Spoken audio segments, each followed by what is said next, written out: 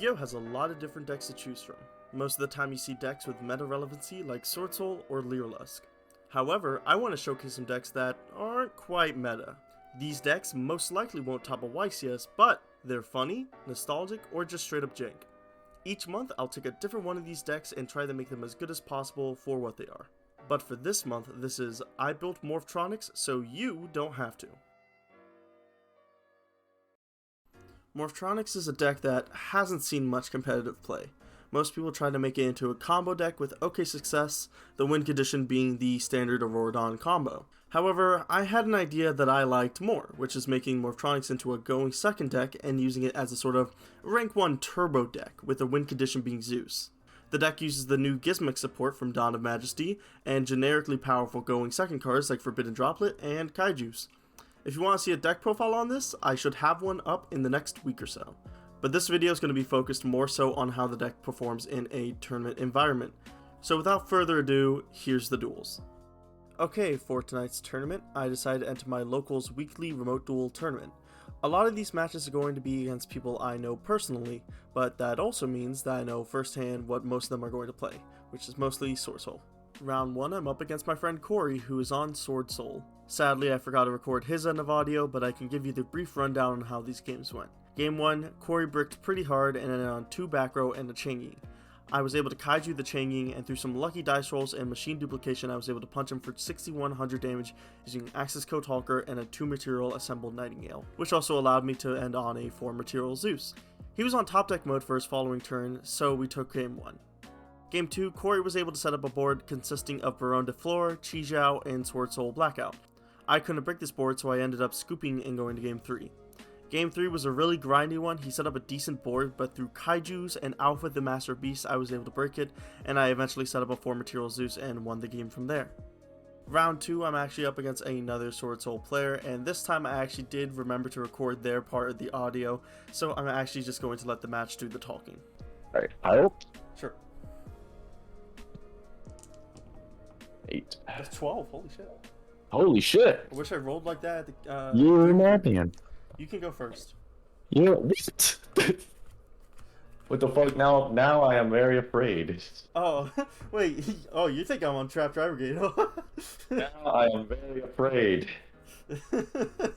Shit, what the fuck is he playing? No, special. Sure. What if I just pass? Is that the move? I think you might lose if you pass. You won't die, but like... I'll hire a special. Sure. Option that special from deck. I will ash that. Normal, well, you reveal. Yeah. So, Chi-Chao, 1-2. Sure. He actually just ends up using Arch Nemesis Protoss, but instead of calling Dark like everyone else does, he called Earth. He had no idea what I was on, so I actually have no idea why he did this. It was actually, like, baffling to me. I swear to God I would have just lost, but I top deck into Morphtronic Lantron, which is the only light Morphtronic that I play. So Lantron plus machine duplication gets me to a Zeus, and then the rest is history. Game 2, he goes first, and I drew into 5 hand traps, and over the course of 3 or 4 turns, I did not see my engine. Game 3, I made him go first, and he opens up pretty strong. He normal summons the Moye, but on summon of the token, I do drop the token collector. He sets 2 and pass, to which I say, okay, I'm probably in a good position. I activate the field spell just to try and find something off the top. He activates IO, so there's nothing I could have done about that. I normal summon Selfon, and of course the other set is Infinite Impermanence. From there, I link 1 into Link Rebo, and sadly he steamrolls me over the next few turns because I didn't see any more engine. Round 3, I'm playing against my friend Tony, and he's on Sword Soul. Yep. More Sword Soul. Well, this is a hand. Fusion Destiny? Yeah, that's fine. Pass turn. Main phase? Yeah. Special Alpha?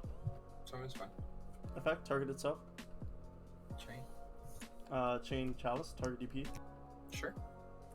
Cool. With DP out of the way, I'm free to combo off and go into a Assembled Nightingale. However, on the summon of Downerd, Tony hits me with the main deck Nibiru. 200 defense. Yeah. And 21 attack. Yeah. Go ahead and leave it in attack. Okay. Put it in the middle. Need to find something real quick. I'll use this pack of KMC whites. I'll pass. Drop return. Battle. Sure. Swing over for 9.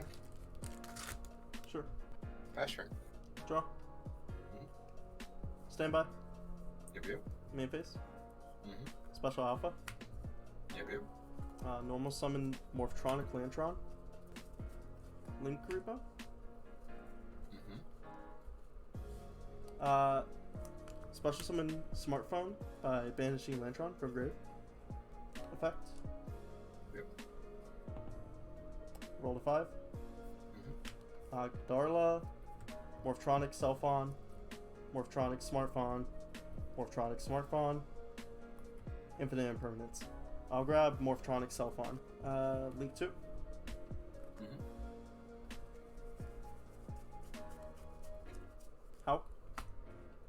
Hawk effect. Sure. Pull Ash. Access code. It's good. Effect. Banish for cost. I'll pop the one closest to deck. Okay. Effect. Banish Link Rebo. Sure. I'll banish the mid column back row. Yep, yep. Bow face. Sure. Swing over Nib. Yeah. Drop return. Mm-hmm. Normal. Sure. Effect. Revealing blackout. Yeah, that's fine. Synchro Bright. Mm-hmm. Chicha Chainlink 1. Muye Chainlink 2. Add emergence. Yeah. Activating emergence. Sure. Long one effect. Sending Bishura. Synchro summon. That puts you at 59 and this is 58.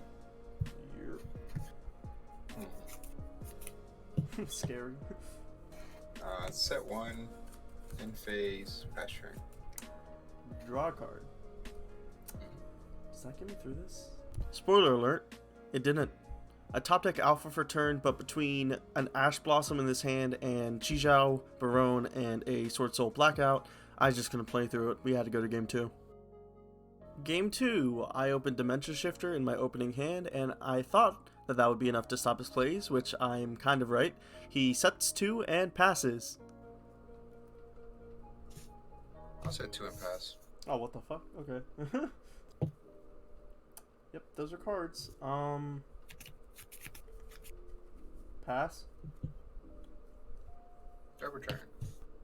What an unexpected turn of events. Normal summon. Yeah, that's fine. Attempt to activate effect. Tributing for cost.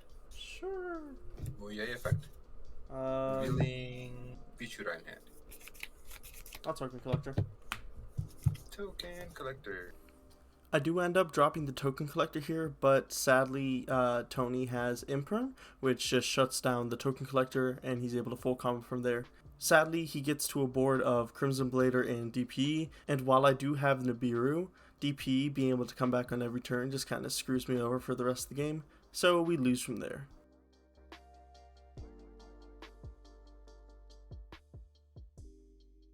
This deck will probably never top a tournament, but it really is funny as fuck. Some things I want to experiment with is adding Where Art Thou and 1-for-1 into the deck for consistency reasons, because most games I never saw any engine. Additionally, this deck could play Pot of Prosperity, but I don't have the budget for that, so I ended up using Desires. Not anymore though, I guess. Thanks, Konami. If you did enjoy this video, please let me know in the comments what janky deck you would want to see for next month's episode. But until then, I'll see you guys in the next one. See ya!